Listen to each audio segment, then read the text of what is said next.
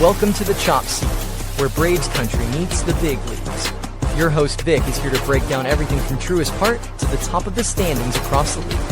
From walk-offs to wild trades, this is your seat for everything baseball, but a heavy dose of chop. So grab your glove and settle in, because the Chop Seat is open.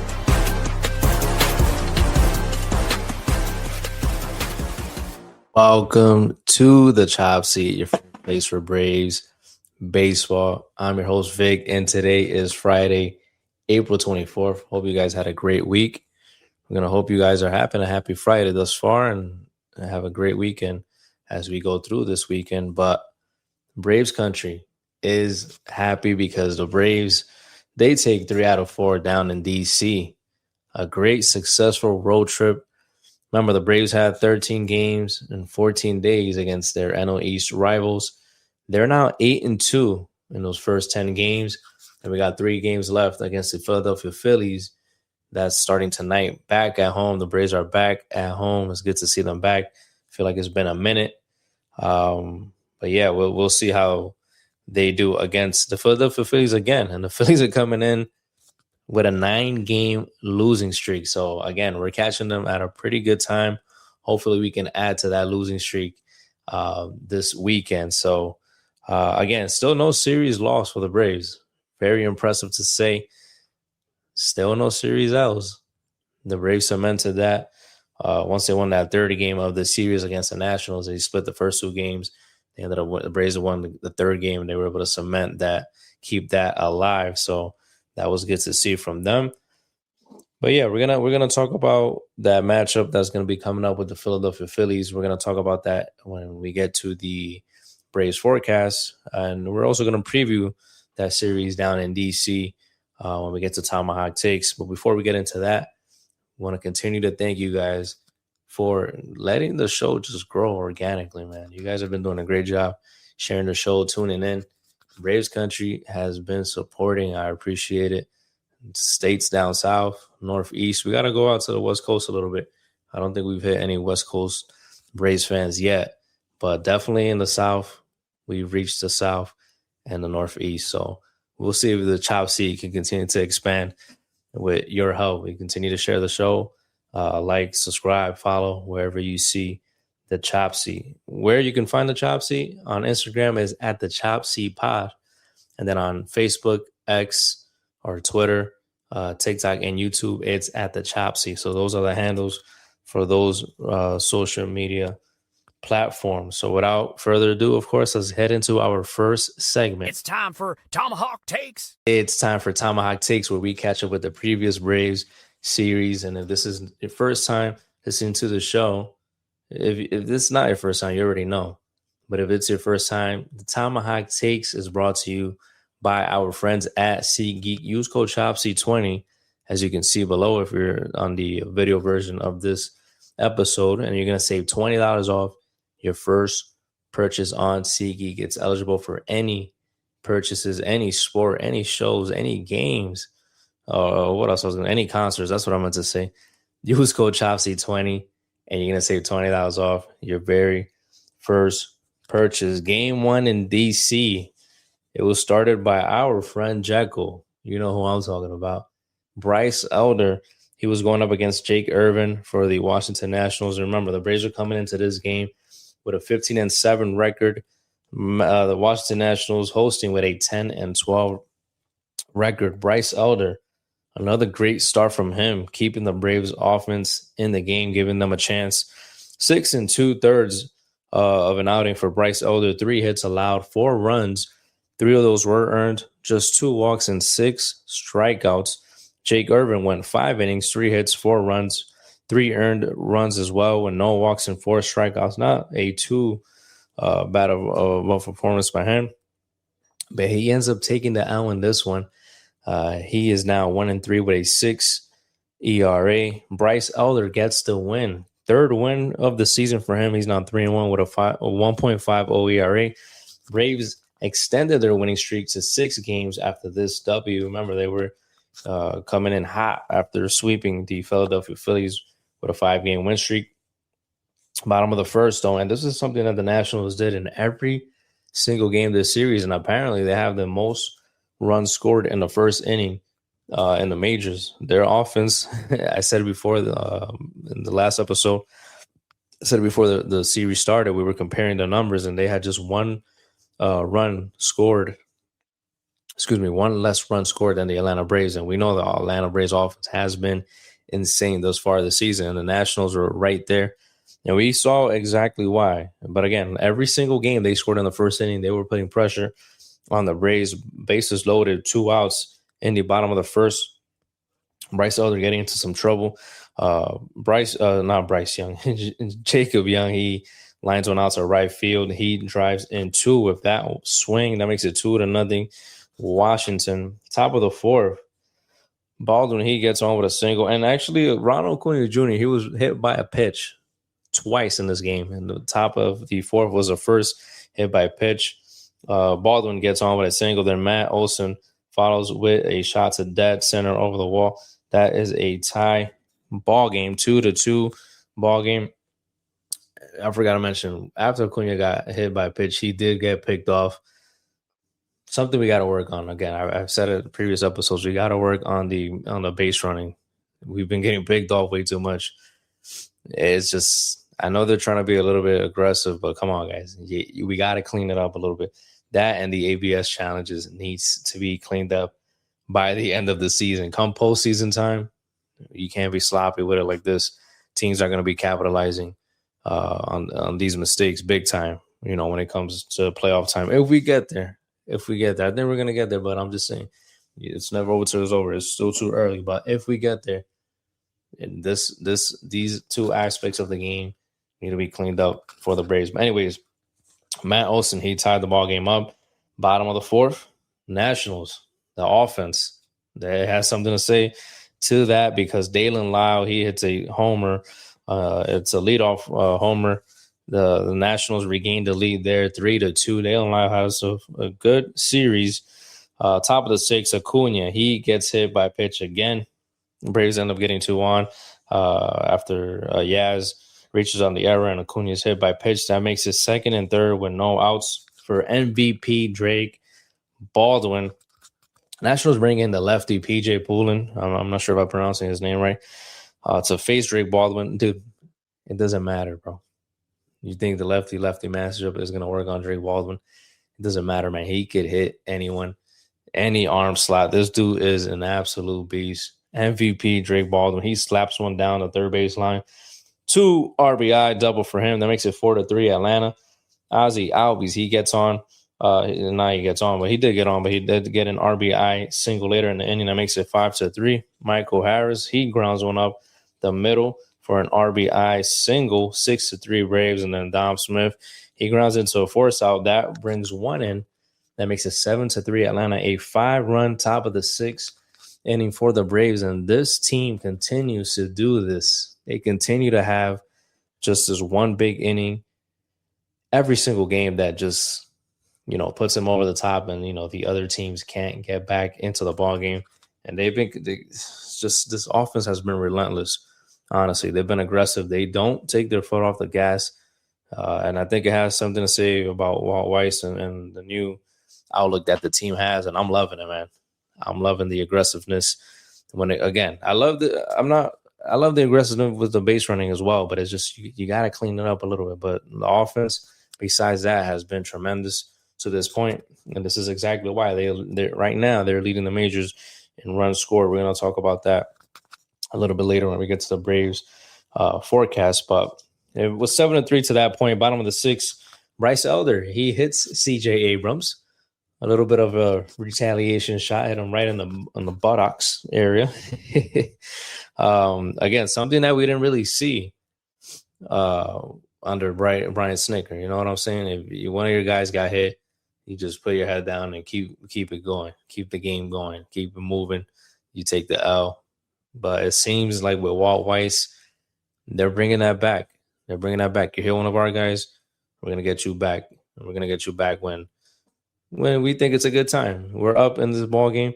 I think it's a good time. We're going to clock you real quick and, make it a point. And that's exactly what they did. Bryce Elder hits CJ Abrams. He does end up scoring later on in the inning. That makes it 7-4. But it's all good. Top of the ninth, Braves are able to score 2 more. Eli White with an RBI on a bunt where he actually reaches first base safely. That makes it 8-4. Then Matt Olson, he had a sac fly later on in the inning. That made it 9-4. That's the final score, guys. Braves end up winning the first game of the 4-game set in DC. Again, they extend that winning streak to 6 games. Only bad thing here was that Raisel Iglesias, after this, he was put on the 15-day IL with right shoulder inflammation. They were able to call up Dylan Dodd, the lefty from Gwinnett, after that. So then Robert Suarez assumes the closer position. And listen, this is why Anthopoulos, phenomenal move there by getting Robert Suarez, because having 2 closers, this is a benefit too, that one of your guys goes down or one of your guys is struggling, you're able to plug in that other guy that is capable of closing out ball games. And this is why when I saw Raisel Iglesias he was on the IL, I'm like, listen, it is what it is. Robert Suarez is going to step up. He's capable of closing out games. I wasn't even worried. Let Iglesias, rest up, heal up. Whenever he's back, whenever he's ready to come back, everybody slots back to where they're supposed to be. But for now, I'm confident in Robert Suarez holding the closer role down, because guess what? He's done it again. And then you got Dylan Lee. You got Tyler Kinley. These guys are able to be a 7-8 guys as well. So it's all good, guys. It's all good. And especially if this offense keeps scoring like they're doing most of the games, you don't even really need these guys too much. Or even Robert Suarez. You may need the other guys, but listen, we're good right now. We're good, and I'm happy to see that Anthopoulos was able to get Robert Suarez. And this is why I was hyped when he got him, because I was like, 2 closers, you can't beat that. And I wanted a third one. I wanted a Peter Fairbanks too, but I was getting a little too greedy. But we got 2, so that's good enough. Next game 2 of the series. It was started by Reynaldo Lopez for the Braves. He had a very, very, very bad start by Reynaldo Lopez. Only 1 inning completed by him. 5 hits, 4 runs, all those earned, 3 walks, just 1 strikeout. He gets the loss in this one.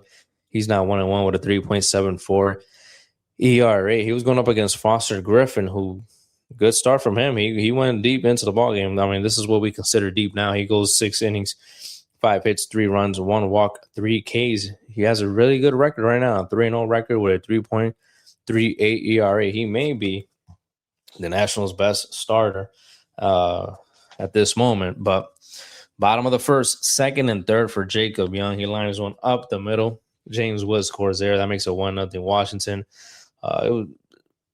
Lopez had 3 walks in this inning. He walked another run in, and that made it 2-0. And then Nassim Nunez, he singled out, singled one in. That made it 3-0 Nationals. Top of the second, Michael Harris, he had himself a series. He drives in Mauricio Dubon, back-to-back doubles from them. That makes it 3-1. Bottom of the second, though, James Wood, he lays down some wood, if you know what I mean. He hits a solo shot off of Reynaldo. That makes it 4-1. Nationals. That was it. After that, our good friend Jose Suarez came in, and shout out to Jose Suarez. Shout out to him, because he didn't do too bad. Let me get you the line. The Jose Suarez line right here. He goes 3 innings, no hits, but he does give up 4 walks, but he does strike out 4. That's a Jose Suarez line when you see it. But again, it could have been worse by him. So, shout out to him for eating up those 3 innings and keeping the Braves in the game during those 3 innings for the most part. But yeah, so the Braves did battle back a little bit. Top of the third, Drake Baldwin solo homer. That made it 4-2. Top of the fifth, Eli White, he gets into the action with a solo shot as well. That made it 4-3. In the bottom of the fifth, though, Luis Garcia Jr., RBI single. That was off of Dylan Dodd. That made it 5-3. Nationals, bottom of the seventh. He was back. Luis Garcia. He had himself a game. He was 4 for 5 in this game. He delivered a 2-run double. That made it 7-3. Top of the eighth, Braves do score one more on an Austin Riley ground out that made it 8-4. The Nationals did score that eighth run on a Jacob Young ground out that made it 8-3 at the moment. Then the Riley ground out made it 8-4. But then bottom of the eighth, Curtis Mead, 3-run homer. That was the dagger off of Joe Piamps. That made it 11-4 Nationals. That's the final score. The Braves' 6-game win streak is snapped. It comes to an end after the Nationals and the Braves split the first 2 games of the series. It was a rough game. It was a rough game for the pitching staff. You had Joe Piamps give up that 3-run bomb, and the inning before that, it was Ian Hamilton that was called up. He got into the action. He gave up 3 runs on 2 walks and 2 hits. He was sent back down after that, I believe. Was he DFA'd or sent back down? I got to double check that.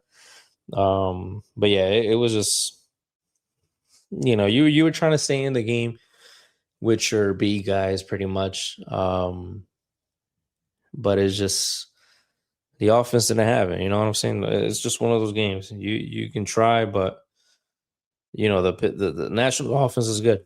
Nationals offense is good. You got to give them credit.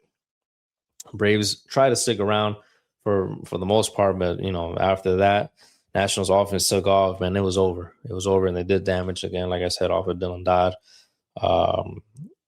Joe Piamps, and Ian Hamilton, and they win the second game. You got to give them credit. They win the second game. Game 3 of the series, Didier Fuentes, he gets the call up to the majors to make the start. Everyone was pushed back. Chris Sale, who else? Grant Holmes is pushed back to have them available for the weekend series that's going to be starting tonight against the Phillies. But yeah, everybody was pushed back.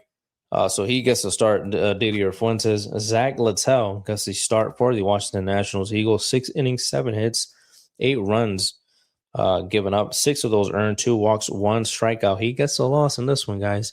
The Braves end up winning this game. Zach Littell now 0-3 with a 7.56 ERA.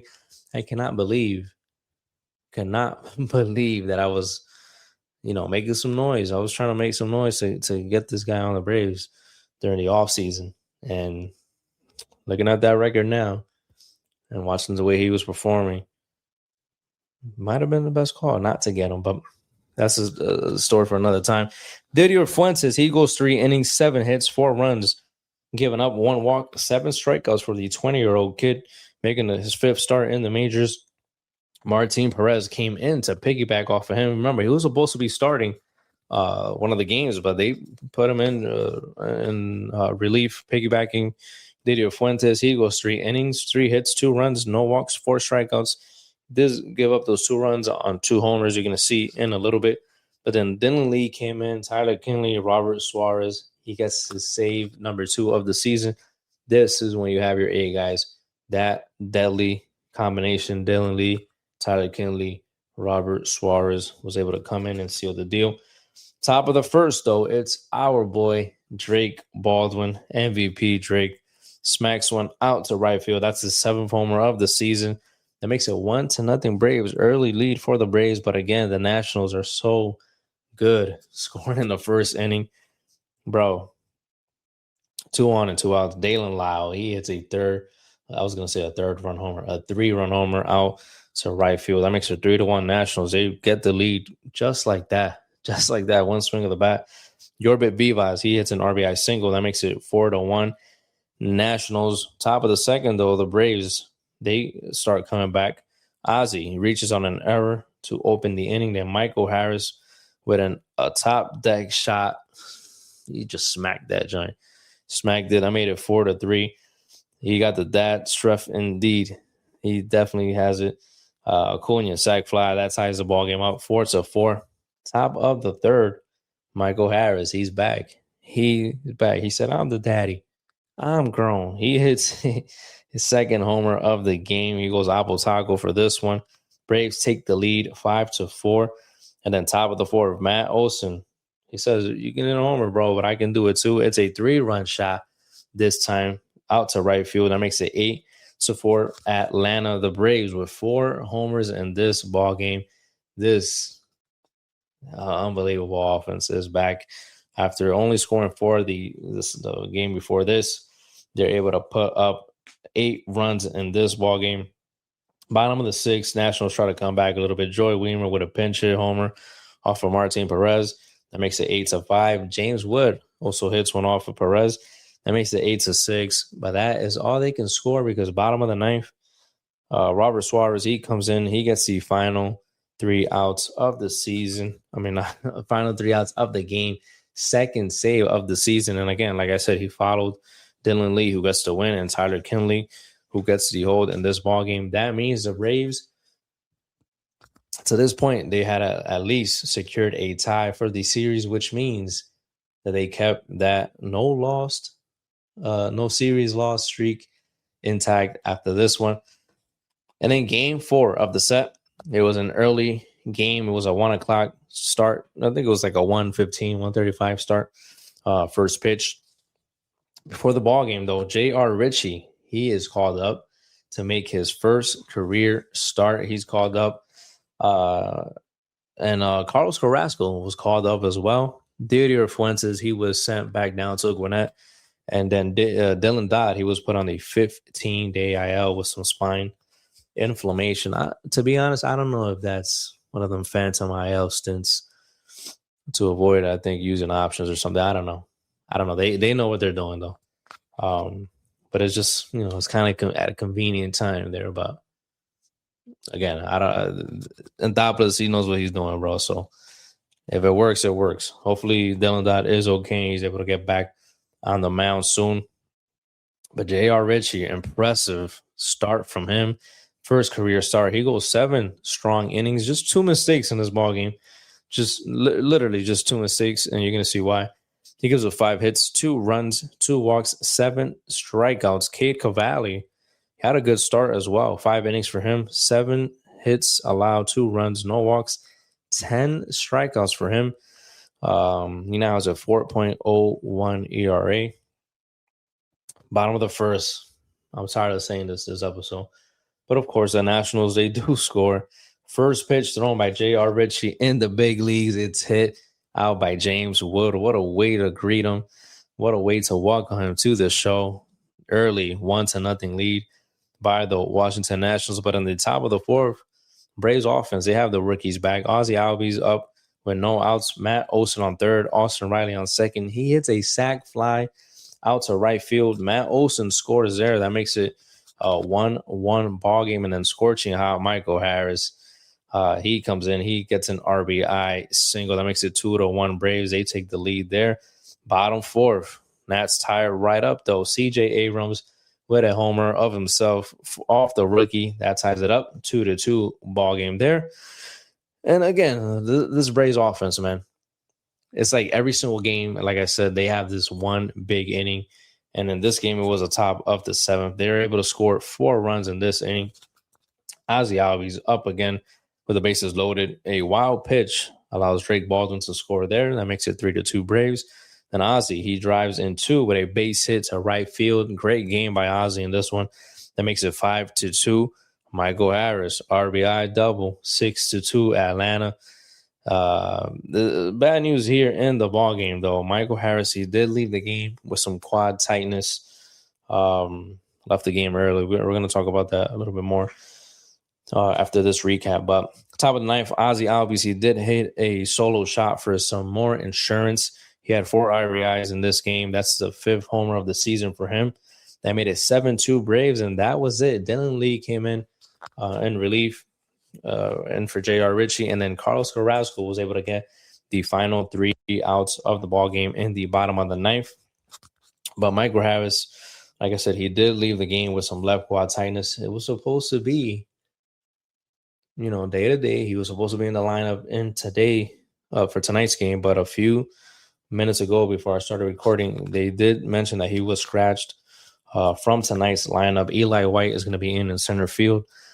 They're still saying that it's not an IL stint, that it is going to be just day-to-day for him. But, the guy's been raking, man. The guy's been absolutely nuts. Batting a .318 batting average, 921 OPS, 16 RBIs, 6 homers, 11 runs scored. He's been money at the plate. He's been money at the plate the same exact way the caption said it on the MLB post they put up of him earlier in the day. Money Mike's been money at the plate, man, and hopefully it is day to day. Hopefully he's able to get some rest and be back in the lineup for tomorrow's game. Listen, I don't got much to say about this Braves team. This Braves team has been phenomenal to this point. I know it's still early. I know it's a small sample size. I think after 2 full months of baseball, that's where we get a feel if this team, if this is the real team or not. If this is really how this team's going to play for the rest of the season. We got to give it 2 months at least of full baseball to see if it's legit or not. But I'm liking what I'm seeing so far. I'm loving it. The offense, like I said, great. The bullpen has been great. Starting pitching has been good as well. It's been tough having a piece, the five spot starter, as I've said in previous episodes. But they've been doing a great job piecing it together thus far. And you might have this one game where I've only seen like 2 games like this now. The one with the Marlins and the one with the Nationals. The one that the Braves lost against the Nationals, where you kind of punt the game and you put your B guys and see what happens. And those are the only 2 games that I've seen that Walt Weiss kind of has punted. But then again, even in this game against the Nationals, Jose Suarez he held it down for the time that he was out there. It was just the other guys, Ian Hamilton and Joe Payamps, that had a bit of a rough appearance there, and Dylan Dodd also, but he only gave up 1. But it's just. The pitching's been phenomenal. Hitting's been phenomenal. We got to clean up the base running a little bit. Got to clean up the ABS challenges, but they're in a good spot, man. And this is why we have the best record right now in the league. It's early, but it's compared to how we were last year. It's a very, very good place to be at. Spencer Strider, he did have his rehab start in Triple A Gwinnett on Tuesday. He went 4 1/3. Only 1 hit allowed, no runs, 1 walk, and 8 strikeouts. He went 65 pitches in this game. They're saying that he should be hitting 80 plus his next start. And his fastball did hit 98.1 miles per hour. He was sitting 96, 97, I think, most of the game. So that's a good sign for Spencer Strider nearing his return. Sean Murphy, I don't think he's been raking down there, because I haven't seen anything to support that. But he's out there also. He was catching Spencer Strider as well. I did mention that previous episode that they were both going to be in the lineup that day, in the game that day. But yeah, so we'll see. Spencer Strider is nearing his return. We'll see how soon we can get him back. But that is all we have, friends, for the Tomahawk Takes portion of this show. Now let's head into our next segment. It's time for your Braves forecast. It's time for the Braves forecast, where we preview the upcoming Braves series, and that's a series with the stinking Philadelphia Phillies. Phillies coming in with an 8-17 record. We beat the Phillies. Remember, we swept them. They got swept again, guys. Chicago Cubs swept them again. They are riding a 9-game losing streak as of right now. Braves 18-8. Game 1, the Braves are going to have Grant Holmes defending Truist Park. He has a 1-1 record with a 3.42 ERA, 21 strikeouts for the season. He's going up against Andrew Painter, who's 1-1 with a 4.42 ERA, 20 strikeouts for him this season. The game is going to be on Apple TV. It's going to be a 7:15 p.m. start time, and it's actually underway already. If I'm being honest with you guys, it's currently 7:25 p.m. It looks like the game is tied still, 0-0 in the bottom of the first. Braves with 1 on and 2 outs. Ozzie Albies at the plate currently. So that game is already underway. Game 2 tomorrow, 7:15 p.m. start time on Saturday. Zach Wheeler making his first start of the season. Remember, he was out last year, most of last year, with that health scare that he'd had. Good to see him coming back, making that first start of the season. Hopefully it's not too good, though, because, we don't want to take this L. We don't want to take this L tomorrow, but it is good to see him back. He's one of the best in the game. He's going up against Bryce Elder, who is pitching like one of the best in the game this season. 3-1 with a 1.50 ERA and 29 strikeouts for him. Then game 3, Sunday afternoon, 1:35 p.m. start. Aaron Nola on the mound. He's 1-2 with a 5.06 ERA. He's been struggling, man, as of late. Last 2 years, 29 Ks for him, though, this season. And then Chris Sale on the mound for the Braves, who is 4-1 with a 2.79 ERA, 29 strikeouts for him. Crazy to see that Bryce Elder and Chris Sale have the same amount of strikeouts this season. That's how good Bryce Elder has been. Phillies coming in, like I said, 9-game losing streak, worst record in baseball. They're tied with the Kansas City Royals right now, and their pitching has not been good. They've given up second most runs so far, 140 runs allowed by them, just 10 behind the worst team right now, who is the Houston Astros. They're sitting at 150 runs allowed. Braves coming in with the best record in the league, most runs scored, 150. Guess who's right behind them? It is the Washington Nationals with 144 runs scored. Like I said, the Nationals, they can score, man. They can hit. They got these young guys. Their offense, like I said, we just saw it. And so far, they've been pretty good. Again, Braves 8-2 record in these 10 games so far against NL East opponents. They have 3 left. If you remember previous episodes, I did say if we go 8-5, that would be great in this 13-game stretch. We're 8-2. So even if we get swept, which I hope we don't, we'll be finishing at 8-5. If we win 1, that'll be what? 9-4, right? No, so yeah, we win 1, that'll be 9-4. We win 2, that'll be 10-3. So 10-3 doesn't sound too bad either. I'll take that any day because these games are gonna count.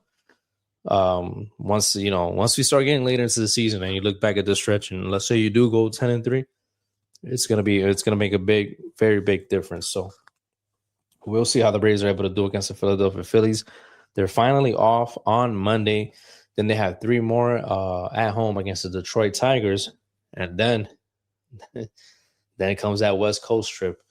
It's going to be a 9-game stretch out in the West Coast. They're going to face the Colorado Rockies. They're going to face the Seattle Mariners, and then they have the Los Angeles Dodgers. So that's going to be a key 9-game stretch out in the West Coast. We'll see how they're able to do there, but that's a little bit further on in the Braves forecast. So as of right now, let's just worry about the Philadelphia Phillies starting this weekend. That's all I got for the Braves forecast. We could do a little brief MLB real quick, probably like a minute long. Let's head into it. It's time for the MLB.